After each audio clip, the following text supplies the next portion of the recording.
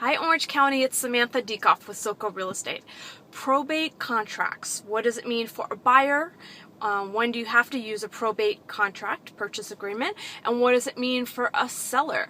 When should you use a probate listing agreement, and what does it mean to you? What are the implications? First of all, when you are a buyer, you're going to look at properties. You're going to have several different types of listings. You're going to have ones that are short sales, which I'm sure a lot of buyers in today's market are familiar with. You're going to have a normal sale or an equity sale, same thing. You're going to have a REO or foreclosure sale, really the same thing. And then you're going to have a probate sale. The probate sales require a different purchase contract. They are going to really alert you as a buyer that there's no firsthand knowledge of the person selling the property about the history of the property. So they're not going to know if the hot water heater bursted 5 years ago and it was maybe properly or improperly repaired and potentially there's mold at the house, whatever. There's going to be no knowledge of the property, so it's alerting you as a buyer to do any additional inspections you might want to do. Okay, one side note there, for the buyers and sellers out there, if there has been a death at the property that's being listed for sale within the past 3 years, you have to, by state law, disclose it to any potential buyer. No ifs, ands, or buts. So just be aware of that. Now on to the sellers.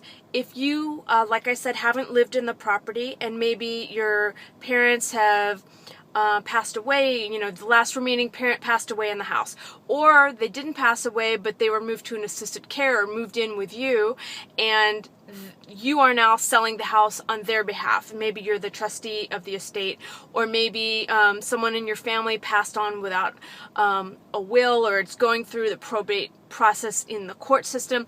Regardless of any of those scenarios, if you haven't lived in the property, 100% of the time you want to list it as a probate listing. This ensures, as I talked about at the beginning of this little video, that you will be getting the purchase contract as a probate purchase agreement because you've listed it as a probate listing agreement.